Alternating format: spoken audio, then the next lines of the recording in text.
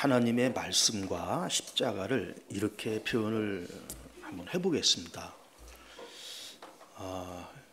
이제 요즘은 이제 자동차가 많고 도로 포장이 잘 되어 있는 그런 때지만 한 예를 들어서 한 3, 40년 전에 그 농촌 마을에는 대부분 포장이 안 돼 있고 비가 오면 여기 패이고 저기 패이는 이제 그런 길을 이제 걸어 다니고 교통편도 좋지 못해서 대부분 걸어 다니고 이제 그랬던 때잖아요. 그런데 예를 들어서 그런 동네에 어떤 마을이 이렇게 있는데 이쪽 마을에서 그 다음 마을을 이제 가기 위해서는 이제 길을 따라 이렇게 가다가 삼거리가 나온다. 이렇게 쳐봅시다. 삼거리가 나오면서 이제 좌측으로 가면 한 2km 정도 가서 다리를 만나고 그 다리를 건너가면 그 동네를 들어갈 수가 있어요. 그리고 오른쪽으로 가면 조금 좀 돌아가지만 그래도 어쨌든 그 동네를 갈 수 있는 길이 이렇게 있다. 이렇게 쳐봅시다. 그런데 7, 8월 장마, 홍수, 태풍 이런 것이 오면서 비가 쏟아지고 그러면서 그 다리가 끊어졌어요. 그래서 이제 동네 사람들이 이 다리가 끊어졌으니까 우리 삼거리 그 한복판에다가 표지판을 하나 만들어서 달아서 이 왼쪽으로 계속 가면 2km 전방에 지금 다리가 유실됐으니까 오른쪽으로 돌아가시오 라는 표지판을 세우자. 그렇게 했습니다. 그래서 표지판을 세웠습니다. 어떤 사람이 그날도 역시 비가 추적추적 내려는 이제 그날인데 이제 우산을 받쳐 들고 그 다음 동네를 가기 위해서 삼거리를 이제 왔는데 보통 이제 좌측길로 늘 이제 갔었는데 거기 표지판이 붙어 있는 거예요. 이만저만해서 다리가 끊어졌으니 오른쪽으로 돌아가면 좋겠다. 이렇게 표지판이 붙어 있는데 이 사람이 그 표지판을 보면서 이런 생각을 드는 겁니다. 내가 이 동네 수십 년을 살았고 또 내가 그 다리를 수십 년 동안 지나다니면서 무너진 적이 없다. 그리고 뭐 여름 홍수라는 것이 올해만 있었던 것이 아니고 작년에도 있었고 그 작년에도 있었고 매해 홍수와 태풍이 있었는데 그때도 이 다리는 무너지지 않고 그냥 잘 있었다. 그럼 이런 표지판이 붙어 있는 거는 이 동네 어떤 청년들이 좀 장난을 치면서 이렇게 장난하면서 이런 표지판을 붙인 것 같다. 이런 생각을 하면서 그냥 그 표지판을 무시하고 그 비가 쏟아지는 그날 그 비포장 길을 터벅터벅 우산을 받쳐 들고 갔다고 쳐보세요. 2km를 갔습니다. 갔는데 뭐 웬걸 진짜 다리가 끊어져 있었던 거예요. 건널 수가 없습니다. 그때 이 사람이 무슨 생각을 했을까요? 야, 이거 내가 이 동네에 수십 년 동안 살면서 이 다리를 수십 년 동안 건너 다녔는데 한 번도 무너진 적이 없었는데 이렇게 무너졌구나. 그리고 내가 2km 전에 그 삼거리에서 그 표지판을 보고서 그리고 그 표지판을 믿고 내가 좀 오른쪽으로 조금 시간이 더 걸리긴 하지만 그 길로 갔으면 벌써 내가 갔을 텐데 이건 내가 헛고생했구나 하면서 갔던 2km를 다시 돌아왔다고 쳐보세요.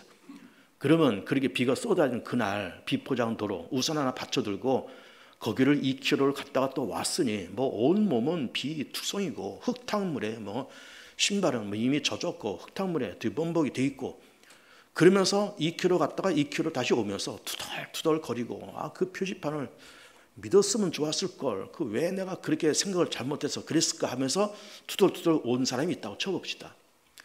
두 번째 사람은 역시 그 길을 가다가 표지판을 봅니다. 이만저만해서 다리가 끊어졌으니까 오른쪽으로 돌아가시오.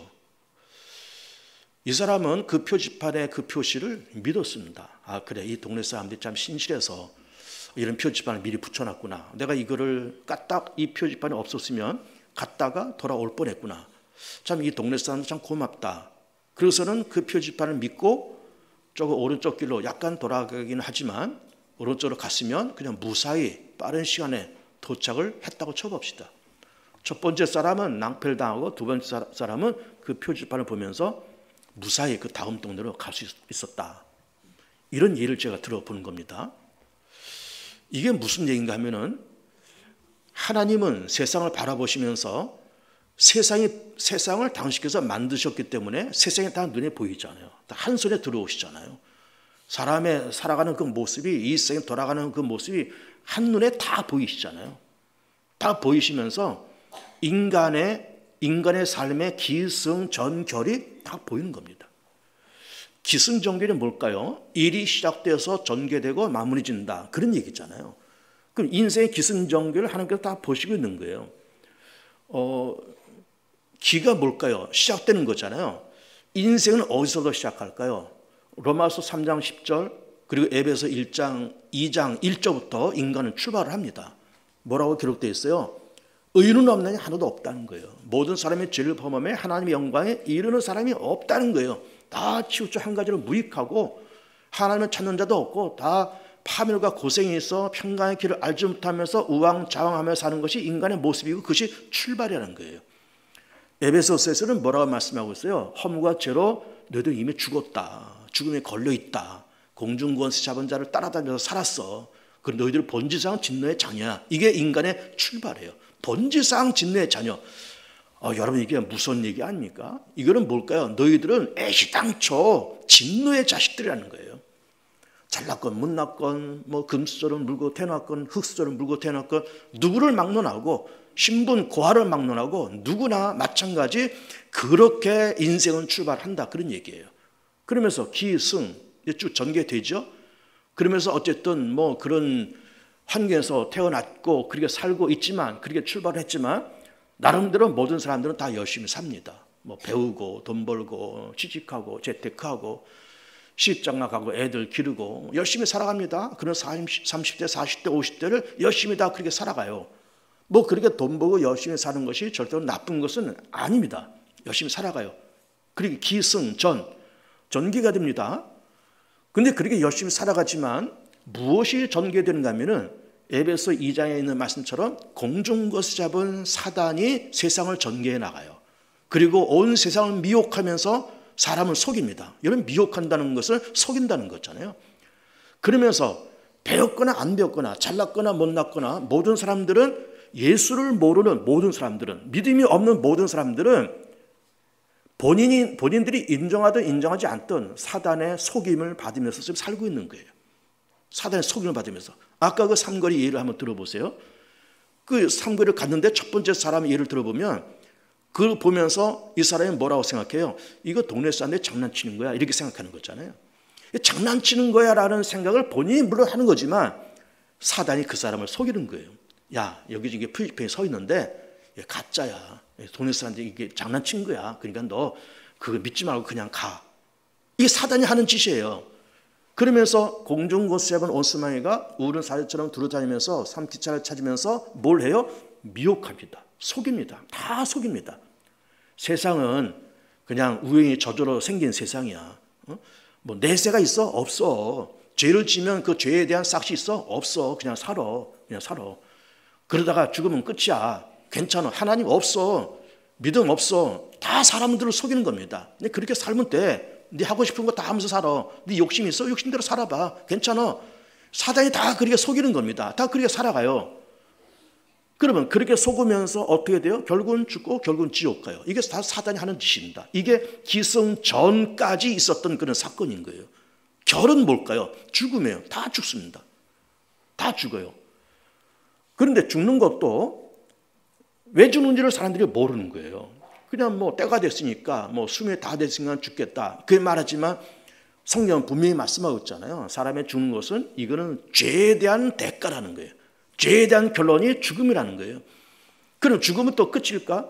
그 다음에 하나님의 심판이 있고 한 번 죽는 것은 정한 것, 그 다음에 하나님의 심판이 있고 심판대 앞에 가서 뭐 좋은 말씀 들으면 좋을 텐데 좋은 말 들을 게 별로 없어요. 뭐 칭찬 들을 게 별로 없습니다. 야단 맞고 책망 받을 일만 많지. 그러면서 또 천국 가면 괜찮은데 또 지옥에 떨어져요.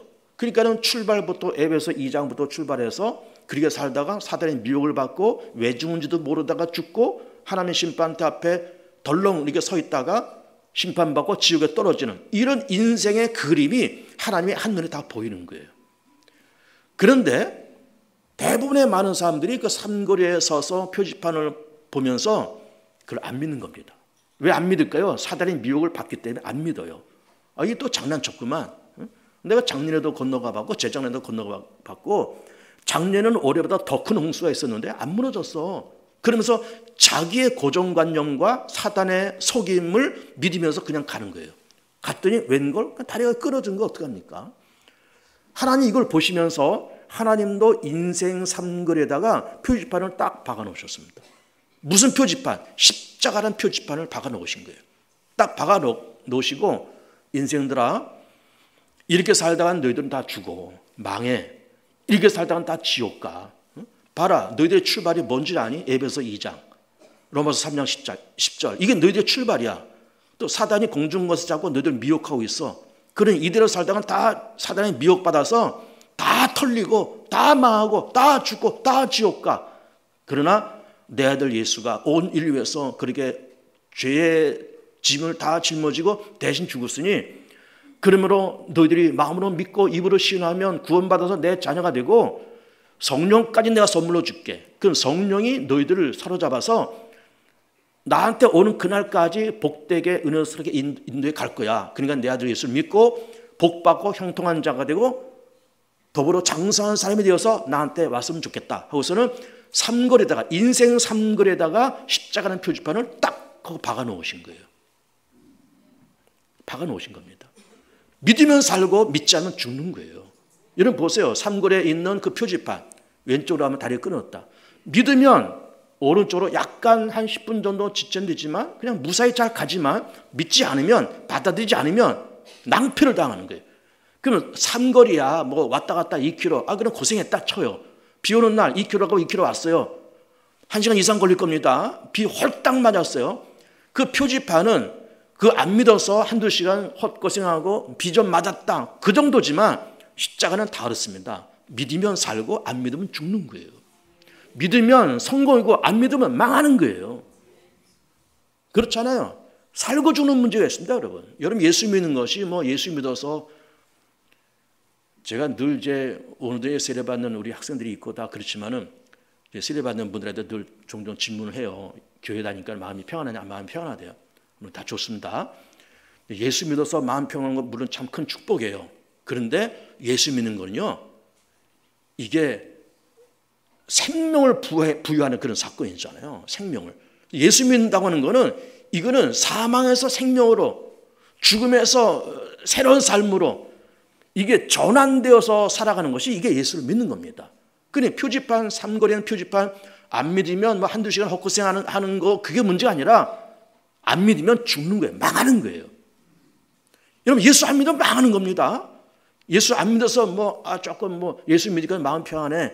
평안하고 안 평안하고 그 차이가 아니라 예수 안 믿으면 죽는다니까, 망한다니까요. 예수 믿으면 산다니까요. 된다니까요. 이게 삼거리에, 인생의 삼거리에 박아놓은 하나님의 놀라운 표지판이에요. 이 십자가 표지판입니다. 그래서 믿어라. 믿고, 그리고 구원받고 사단의 미혹을 받지 말고 그렇게 살면 내가 성령을 너한테 선물로 줄 테니 성령께서 너희들을 사로잡아서 복된 길로, 은혜스러운 길로, 평강의 길로 인도해 갈 거야. 그러면서 장수하는 사람이 돼. 그 말씀 오늘 본문이잖아요. 그리고 장수하는 분량까지 되라. 그런 말씀 하시고 있는 겁니다. 그러면 장수한 사람이라는 것이 뭘까? 장수한 사람이라는 것은 어른이라는 얘기잖아요. 지적으로, 영적으로 어른, 신앙적으로 어른. 그리고 이제 어린아이가 되지 말고, 우리가 언제까지 어린아이처럼 찬방지축 그렇게 살겠습니까? 그렇게 살지 말고 어른다운 수준 높은 판단과 생각을 갖고 그렇게 살아가는 그런 사람이 돼야 되지 않겠냐? 그런 말씀을 하시고 있는 겁니다. 어른이 되어라. 그런 말씀을 하시고 있어요. 그러면 어른이 되라고 하는 것이 그럼 과연 구체적으로 어떤 것일까? 몇 가지 한번 열거를 해볼게요. 첫 번째, 어른이라고 하는 것은 인생 스케줄을 아는 사람이 어른입니다. 아까 제가 얘기했잖아요. 하나님께서 인생의 기승전결을 다 보고 있다고 그랬잖아요. 우리도 예수님을 믿어서 이게 다 보여야 됩니다. 인생이 어떻게 출발했느냐. 그러니까는 에베소 2장 또 로마서 3장 같은 이제 그런 말씀들, 우리가 본질상 진리의 자녀다, 또 허물과 죄로 죽었다, 그리고 우리가 의는 없다, 하나도 없다. 근데 그런 말씀 보면서 인생이 그렇게 출발했다고 하는 것을 예수를 믿고 나서 그걸 알았지, 예수 안 믿었으면 그걸 알아요? 전혀 모릅니다, 여러분. 전혀 몰라요. 그냥 그냥 부모님이 나를 낳았으니까 내가 이렇게 살겠지, 그 정도만 알지. 살았으니까 어쩌다 먹고 살아야 되고, 그래 직업 갖고 돈 벌고 재테크하고 그렇게 30, 40대 그래 살아요. 열심히 살아요. 그렇게 살지 내가 어디서부터 출발했느냐 라고 하는 거를 믿음 없는 사람들이 알까요? 전혀 모릅니다. 그는 예수를 믿고 내 인생이 보이잖아요. 어디서부터 출발했냐 하는 것이 보이잖아요. 그리고 아까 얘기한 것처럼 그렇게 열심히 살지만 사단이 공중것을 잡고 사람들을 미혹하고 그러다가 죽고, 이제 불교에서는 생로병사를 보통 얘기하잖아요. 사실은 생로병사는 불교 용어입니다. 근데 가만히 보면은 뭐 그 말이 틀린 말은 아니에요. 그런데 그냥 굉장히 막연한 말이에요. 그래 태어났다.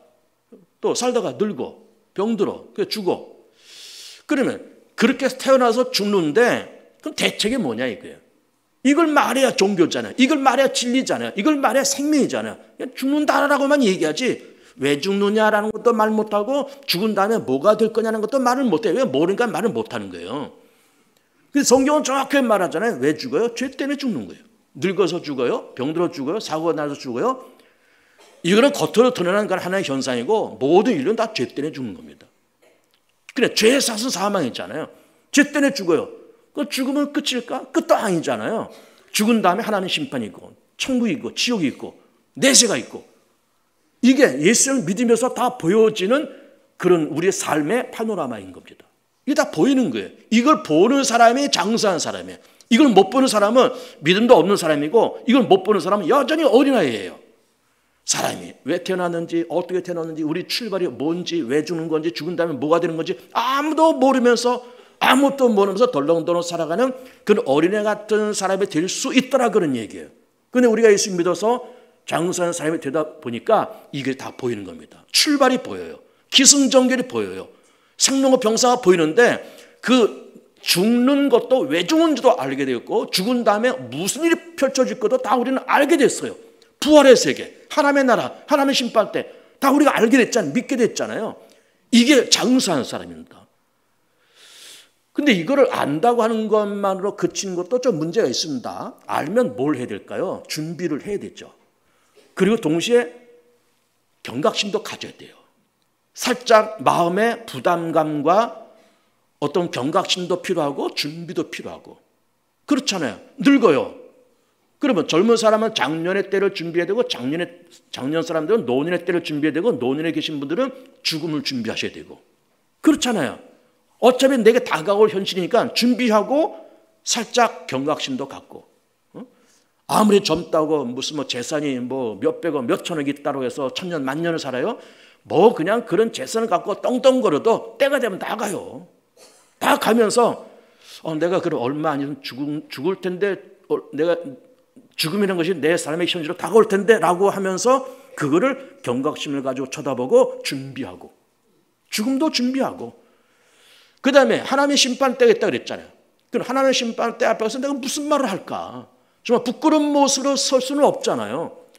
고린도후서에서 말씀하신 것처럼 육신의 장래가 무너지면 하늘의 집이 지어져야 되는데 벌거벗은 몸으로 서지 않기를 원한다고 사도 바울이 고백하고 있잖아요. 그 하나님의 심판 때 앞에 가서 아무도 보호할 것도 없고, 보호할 것도 없고, 뭐 잘한 것도 없고, 믿음도 없고, 그러면서 아무런 보호할 것도 없으면, 뭐 보호할 것도 없는 것도 없는 거지만 오히려 책망받을 것만 많다 그러면 이게 곤란하잖아요. 하나님의 심판이 있다는 것을 우리가 알아야 되고 준비해야 되고 살짝 긴장도 해야 됩니다. 살짝 긴장도 해야 돼요. 그리고 천국에 들어갈 것도 준비하고, 천국 하나님이 계신 것이고 사망이 없는 것이고 의와 평강과 기쁨과 소망이 충만한 것인데, 의라는 개념도 좀 알고, 믿음이라는 개념도 알고, 소망이라는 개념도 알고, 하나님도 알고, 예수님 날 위해서 왜 죽으셨는지도 알고, 하나님의 창조를 알고, 하나님의 종말도 알고, 이걸 알고 가야지 그냥 덜렁덜렁 그냥 거기 가요? 물론 아무 믿음도 없으면 물론 가지도 못할 뿐만 아니라 간다고 할지라도 그 세계가 어떤 세계인지를 알고 준비하고 약간 긴장감을 갖고 그러고 가야지 그냥 덜렁덜렁 갈 수는 없다, 그런 얘기예요. 그래서 장사한 사람은 자기 인생의 기승전결이 보일 뿐만 아니라 미래를 바라보면서, 젊은 사람은 장년의 때, 장년은 노년의 때, 죽음의 때, 하나님의 심판의 때, 천국의 때를 바라보면서 보이는 것이 감사하지만 보이면서 긴장감도 갖고 준비도 할 줄 아는 사람, 이게 장수한 사람인 겁니다. 두 번째는, 장사하는 사람의 두 번째는 나의 가치를 아는 사람이에요. 나의 가치를. 여러분 보세요. 우리 삶의 출발이 어떻게 됐다 그랬어요? 의인은 없다 그랬잖아요. 그 의인이 없으면 무슨 말이에요? 죄인이라는 거잖아요. 우리는 출발이 죄인이에요. 본질상 진노의 자식, 허물과 죄로 죽음에 걸려 있었고 공중 권세 잡은 자를 따라다녔고, 이것이 우리 인생의 출발입니다. 거기서부터 출발했어요. 이게 우리의 모습인 겁니다. 이 우리의 모습을 하나님께서 바라보시면서 당신의 아들을 십자가에 죽는 데 내어주시잖아요. 당신의 아들은 죽는 데 내어주시고 우리는 살리시고, 당신의 아들은 죽이시고 남의 아들은 살리시고. 여러분 보세요. 이웃집 아들을 살리려고 우리 집 자식을 죽일 용기가 있습니까? 그렇게 할 사람은 아무도 없습니다. 이건 정신 나간 사람이 하는 짓이지, 온전한 생각을 갖고 있는 사람은 아무도 없어요. 아무리 공부 못하고 아무리 말썽 부리고 아무리 사고뭉치 같은 아들도 그 아들 죽이고 남의 자식 살리려고 그 아들 죽이는 그런 부모는 세상에는 없습니다. 그런데 하나님은 당신의 아들 죽이고 우리는 살려요.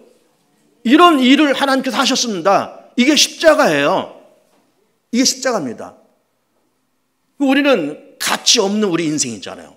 허물과 죄로 죽었고 본질상 애시당초 진노의 자식이라는 것이, 이게 무슨 가치가 있어요? 애시당초 진노의 자식, 본질상 진노의 자식, 무슨 가치가 있어요? 그런데 하나님은 당신 아들 십자가에서 죽이시고 우리는 살리고 우리 가운데 높은 가치를 주셨습니다. 무슨 가치? 하나님의 자녀라는 가치, 천국 백성이라는 가치, 의롭게 됐다는 가치, 이걸 우리 가운데 주셨습니다. 그리고 우리를 높이셨습니다.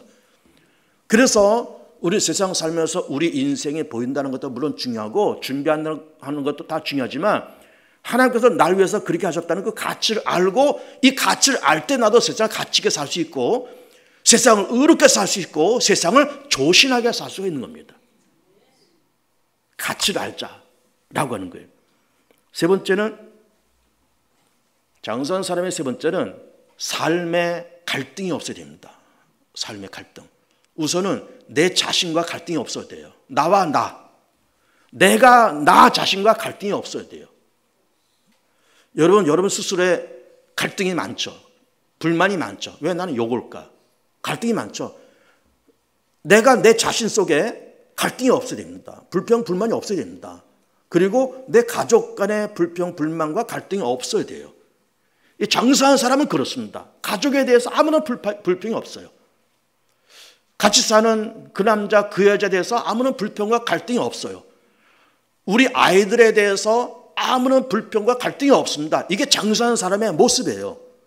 직장에 들어가서 한 달에 얼마 받지 못하는 그런 직장이지만 거기 들어가서 그 직장과 아무런 갈등이 없습니다. 아무런 불평이 없습니다.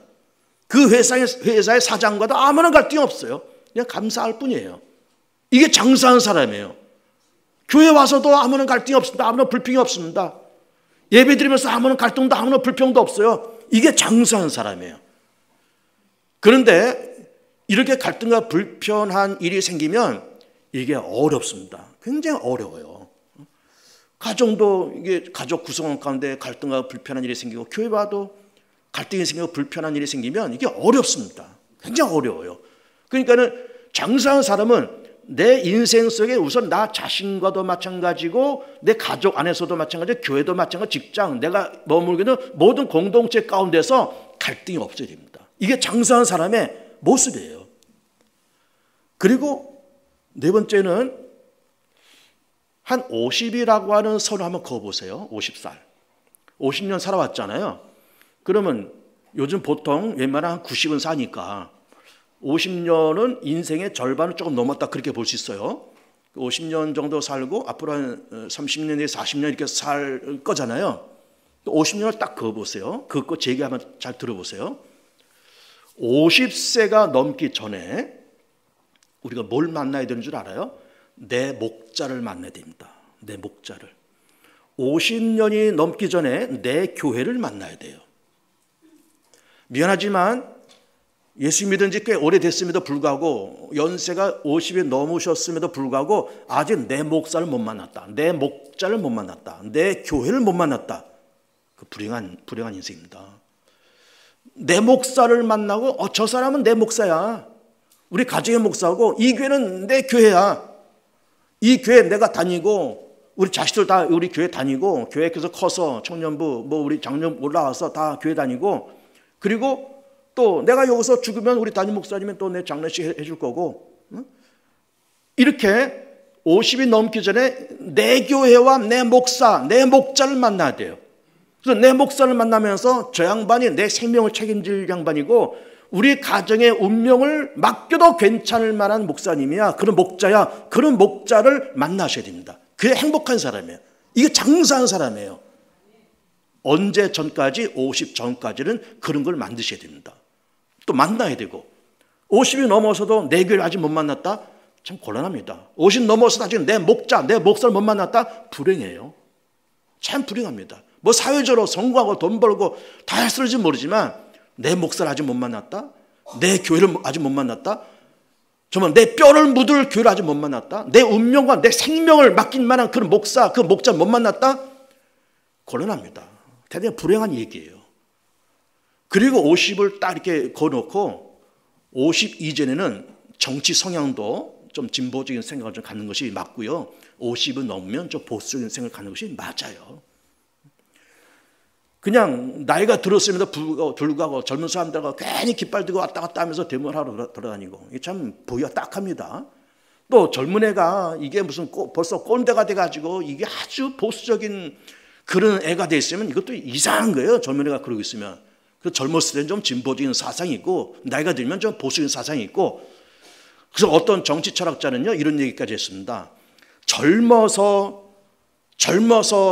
진보적인 성향이 없으면 그 사람은 뇌가 없는 사람이고 나이가 들어서 보수적인 생각이 없으면 그는 가슴이 없는 사람이다. 그렇게 얘기했어요. 그 맞는 얘기입니다. 너무너무 정확하게 얘기를 한 거예요. 그러니까는 50이라는 데드라인을 딱 거놓으시고 50이 되기 전에는 내 정치 성향도 그렇고 50이 넘어가면서 내 목사, 내 목자, 내 교회를 만나시기를 축복해요. 마지막으로 장사한 사람은 어떤 사람이 장사한 사람일까? 선한 영향력과 유익한 영향력을 끼치는 사람이 이게 장사한 사람이에요. 선한 영향력, 유익한 영향력. 우리 교회 수백 명의 교인들이 다 있잖아요. 제게 보면 뭐 A, B, C, D 다 있습니다. 그러면 좀 미안하지만 저 A라는 사람은 참 우리에게 유익해. 참 선한 영향력 있는 사람이야. 근데 B는 이거 유익하지 않아. 유익하지도 않고 괜히 문제만 일으키고 먼지만 일으키고 갈등만 일으키는 사람이지 별로 유익하지 않아. 그런 사람도 있습니다. 실제로. 또 C라는 사람은 그냥 유익한 것도 없고 해되는 사람도 없고 그냥 그런 사람들 이렇게 있습니다. 우리는요 이렇게 어쨌든 하나님께로부터 택함 받아서 예수님께서 우리 위해서 죽으시고 우리는 구원받아서 이렇게 하나님의 자녀로서 우리가 이렇게 살아가고 있는데 기왕이면 내가 머물고 있는 그 공동체 안에서 교회면 교회 어떤 공동체면 공동체 그리고 직장이면 직장 그런 공동체 안에서 유익하고 선한 영향력을 끼치는 그런 사람들이 되기를 바라요. 이게 장사하는 사람인 겁니다. 장사하는 사람. 그래서 행복하고 건강하고 복된 인생을 살아가는 교우들 다 되시기를 축복합니다. 기도합니다.